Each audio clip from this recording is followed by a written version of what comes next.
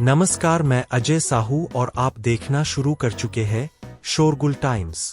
कहानी सीक्रेट अमीरजादा के इस एपिसोड में बूढ़ा आदमी आहान को एक जेमस्टोन दिखता है और उससे 10 करोड़ रुपए मांगता है।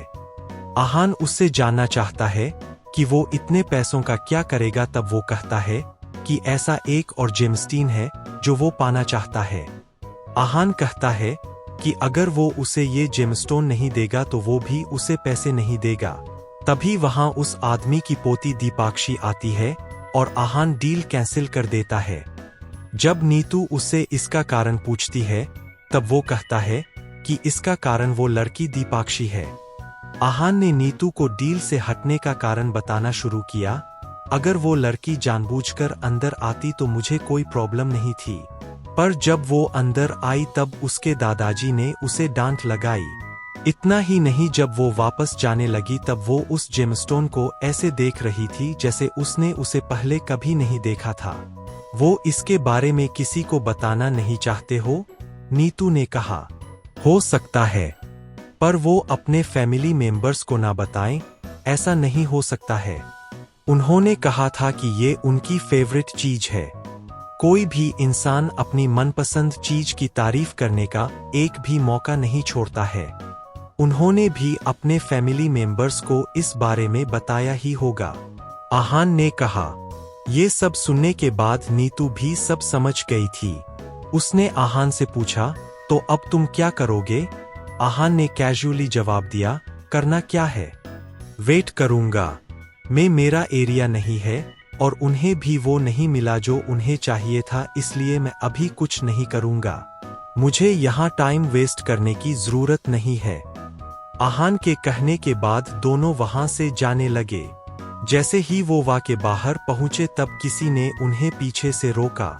दोनों ने जब पीछे देखा तब वहां दीपाक्षी खड़ी थी।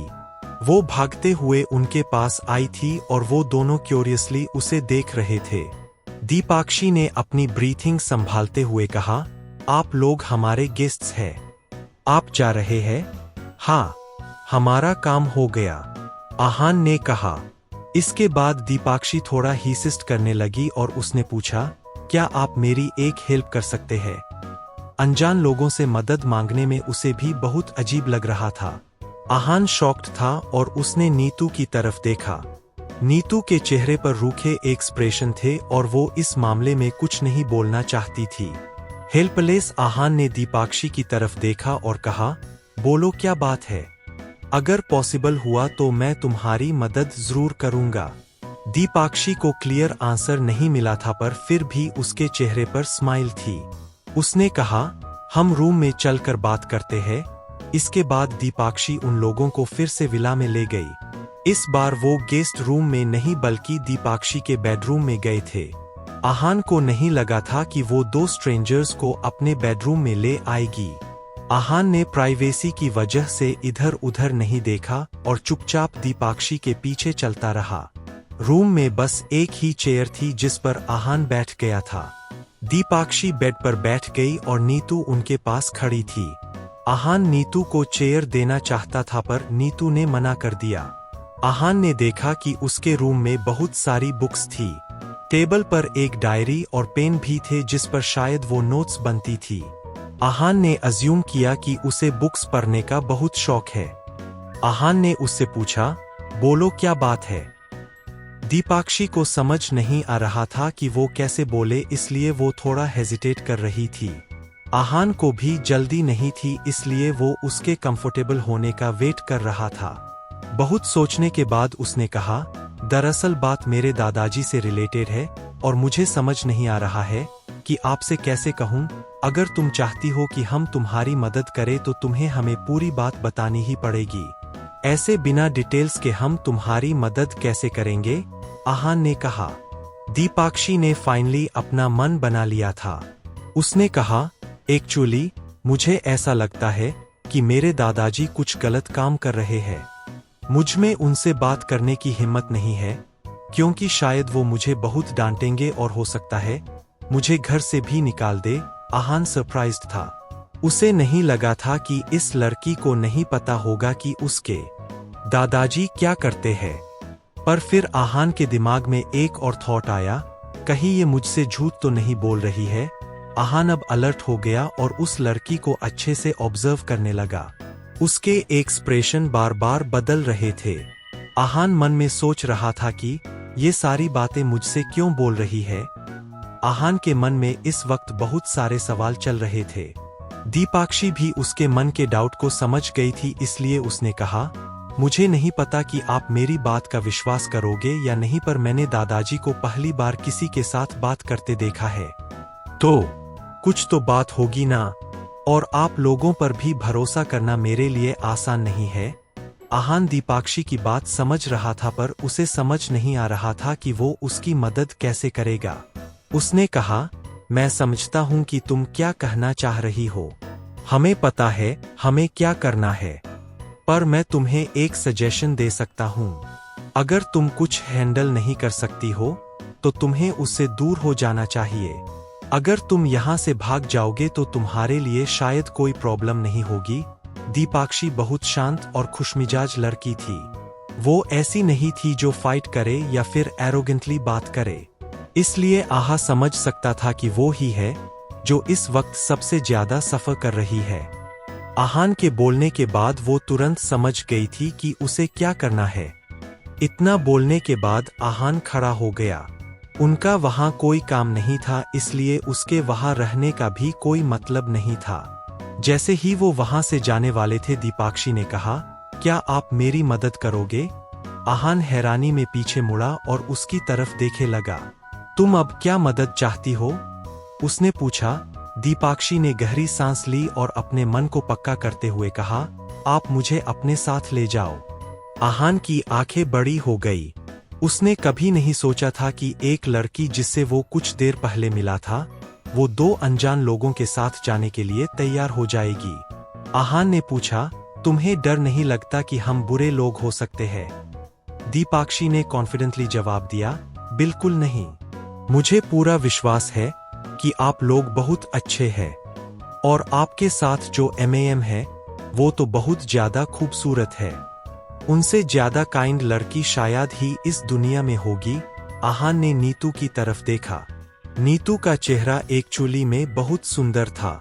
उसके चेहरे पर एक एक्स्ट्रा ऑर्डिनरी चार्म था जो किसी को भी अपनी तरफ खींच सकता था। आहान ने शुरू से ये कभी नोटिस नहीं किया था, क्योंकि उसके साथ नीतू के चेहरे पर हमेशा रुखा एक्सप्रेशन रहता था।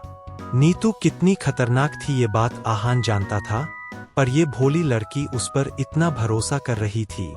आहान ने कहा, हम तुम्हें अपने साथ नहीं ले जा सकते हैं। हम जहाँ जा रहे हैं वो जगह बहुत खतरनाक है। आहान की बात सुनकर दीपाक्षी मायूस हो गई और उसकी बॉडी का सारा करंट जैसे खत्म हो गया। पर इतने में नीतू ने कहा, मुझे प्रॉब्लम नहीं है, तुम हमारे साथ चल सकती हो।